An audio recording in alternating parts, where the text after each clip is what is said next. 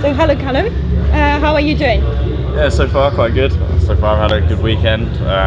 It was a bit touch and go in the first qualifying when I had the suspension push rod break in the rear, which could have ended the session, but I managed to, the team did a great job of fixing it, and we managed to get a good result from that. And then in Q2 I was on the front row, which is good, and yeah, in Q3, for the race 3, I'll be P6 again, so it's not too bad so far.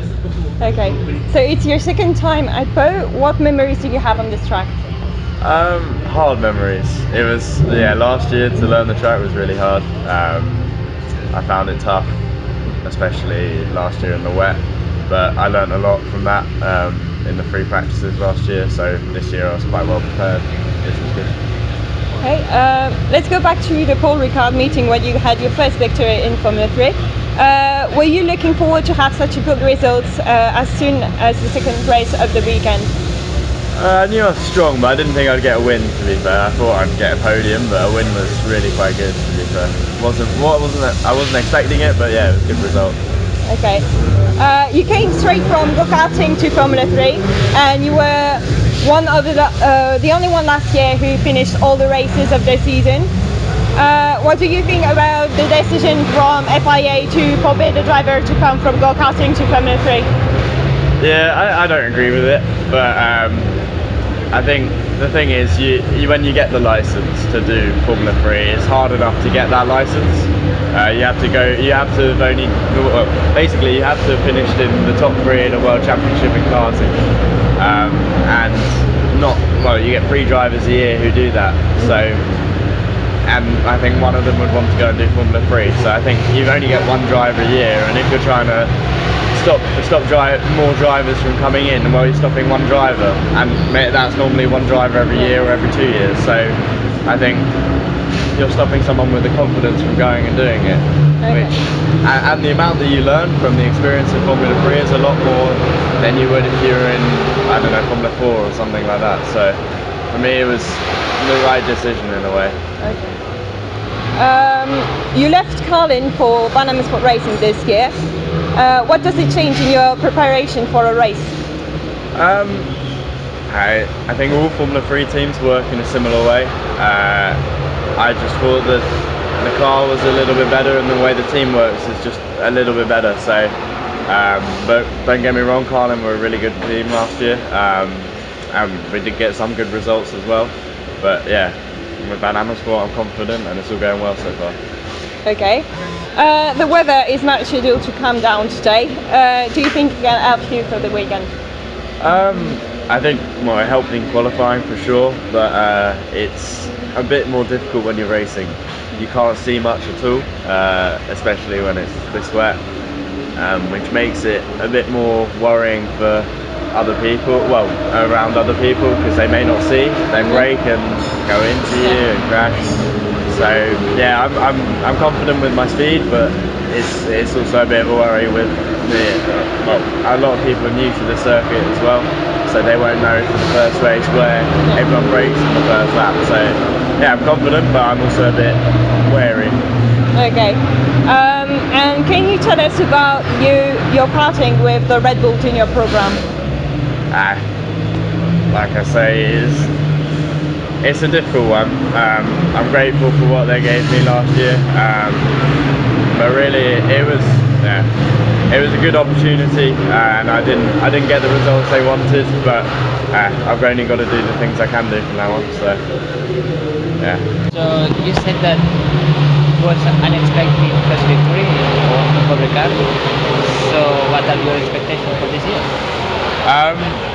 Well, no, I wasn't expecting to get a result so early, if you know what I mean. I was expecting results, but not one that good.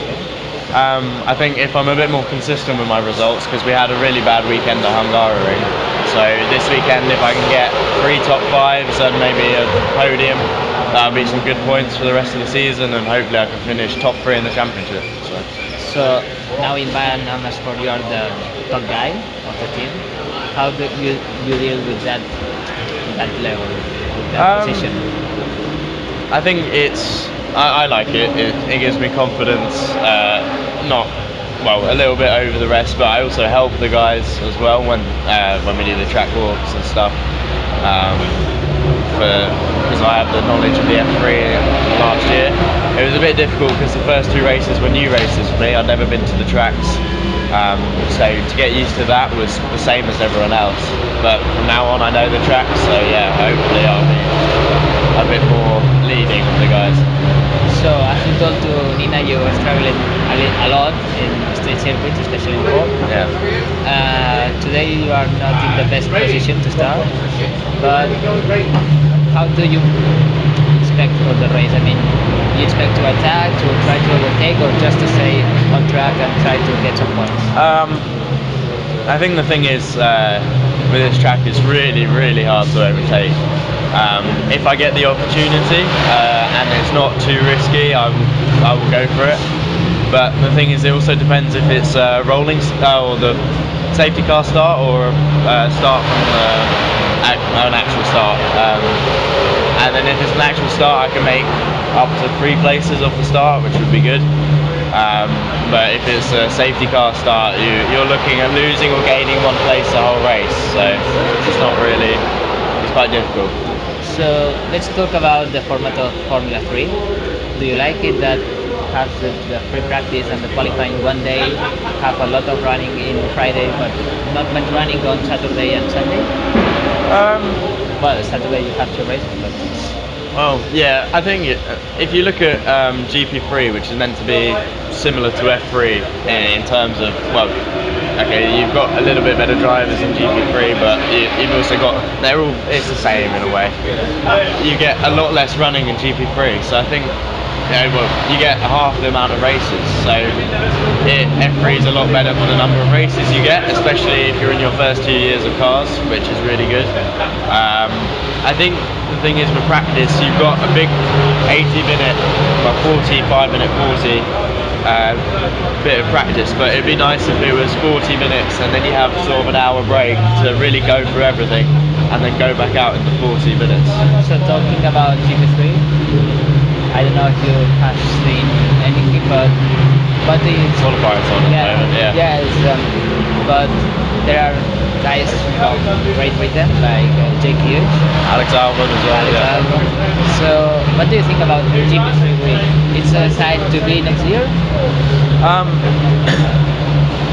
I think overall the drivers, a few of them I raced against last year and they were all the really top guys, so I think it's definitely not a bad grid, and we'll see like where they're positioned compared to the others, so yeah, I think it's a good grid.